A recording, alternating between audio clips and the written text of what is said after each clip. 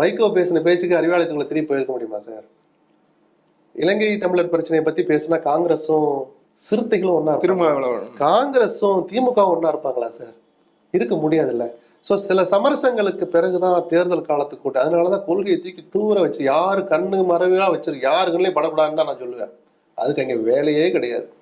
அந்த நேரத்து சர்வைவல், அந்த நேரத்தில் அந்தந்த கட்சிகளுக்கு எது நல்லது, எதையெல்லாம் நம்ம முடிஞ்ச வரைக்கும் கைப்பற்றலாம். அதிகாரத்தை கைப்பற்றுறதுக்கான போட்டி தானே சார்.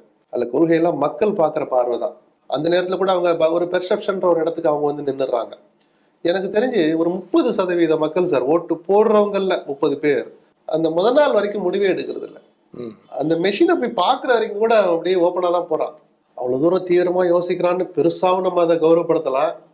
ஒரு தெளிவில்லாம இருக்காங்கன்னு நான் சொல்லுவேன். நான் பல பேரோட பேசுனதை வச்சு நான் சொல்றேன். அந்த நாள் வரைக்கும் முடிவு எடுக்காதவங்களா இருக்காங்க. கடைசி நிமிடத்துல என்ன அதனாலதான் இந்த கருத்து கணிப்புல நம்பாதீங்கன்னு நான் சொல்லுவேன். நானும் அதுல பெருசா நம்புறது கிடையாது.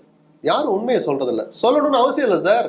நீங்க ஒரு உள்நோக்கத்தோட வந்து ஒரு பட்டியல கொண்டாந்து காப்பிய, அது என்ன நடந்துச்சுன்னு வெளியே சொல்ல மாட்டீங்க. உங்களை யார் அனுப்பிச்சாலும் உண்மையை சொல்ல மாட்டீங்க. நான் மட்டும் உண்மையை சொல்லணுமா? என் ஓட்டு ரெட்டலைக்கு தான், என் ஓட்டு உதவி சொன்னது நான் ஏன் சொல்லணும்? இந்த மனநிலை மக்களுக்கு வந்துடுச்சு.